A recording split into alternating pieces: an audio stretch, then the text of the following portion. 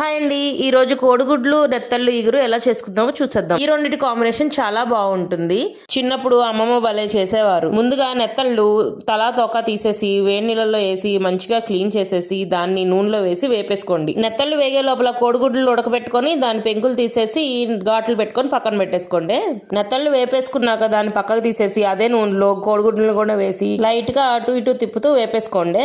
వేపుకున్న కోడిగుడ్లు పక్కకు తీసేసి అదే నూనెలో పచ్చిమిరపకాయలు కొన్ని చిన్న ముక్కలుగా కట్ చేసిన ఆనియన్స్ వేసేసుకొని తగినంత ఉప్పు చిటికెడు పసుపు వేసుకొని ఫుల్గా వేపేసేయండి. ఆనియన్స్ అన్ని మగ్గిపోయిన తర్వాత అల్లం వెల్లుల్లి పేస్ట్ ఒక 1 స్పూన్ వేసేసేయండి. పచ్చివాసన పోయిన తర్వాత మనం ముందుగానే ఫ్రై చేసి పెట్టుకున్న ఎగ్స్ కూడా వేసేసి ఒక స్పూన్ కారం వేసి ఫుల్గా తిప్పేసేయండి కిందకి మీదకి. తర్వాత ఒక 2 మినిట్స్ సిమ్లోనే మగ్గనివ్వండి. ఆ మగ్గిన తర్వాత ఒక చిన్న గ్లాసు నీళ్లు పోసేసుకొని ఒక 5 మినిట్స్ పాటు సిమ్లోనే మగ్గనివ్వండి. 5 మినిట్స్ తర్వాత ఒక 1/2 స్పూన్ గరం మసాలా యాడ్ చేసుకొని ఫ్రై చేసుకున్న నెత్తళ్ళు కూడా యాడ్ చేసి మూత పెట్టి ఒక 2 మినిట్స్ మగ్గనిచ్చిన తర్వాత ఇగురంతా దగ్గర పడే వరకు కలుపుతూనే ఉండండి. ఆ తర్వాత లాస్ట్ లో కొత్తిమీరతో గార్నిష్ చేసుకోండి. అంతేనండి, కూర రెడీ అయిపోయింది. Do follow. బాయ్.